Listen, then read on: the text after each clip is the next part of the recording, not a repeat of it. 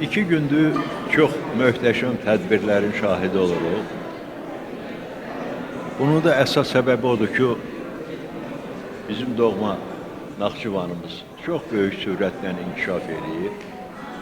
Tək həm coğrafi baxımdan, yəni tikinti baxımından, yox, həm də məni ən çox şadlandıran oldu ki, intellektual baxımından çox inkişaf edir.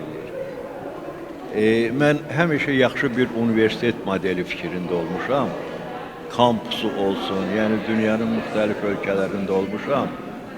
Harvardda, MIT-də, Berkeley'də, Toronto'da o universitetləri görəndə ürəyimdən bir belə his keçirdi ki, niyə mənim doğma Azərbaycanımda bu cür universitetlər olmasın?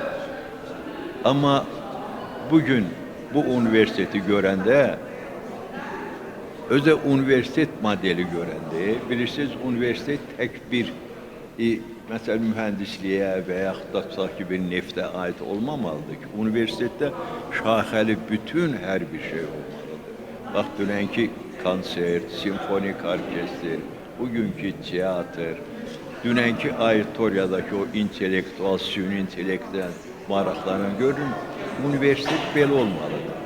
Və mən çox məmnunam ki, bugün bizim belə bir universitetimiz var, Naxçıvan Dövlət Universiteti və onun müəllimlərini də təbrik edirəm, tələbələrini də təbrik edirəm, bütün professor müəllim heyətinin ki, bu cür gözəl universitetdə çalışırlar və gələcəyi də daha böyük olacaqdır.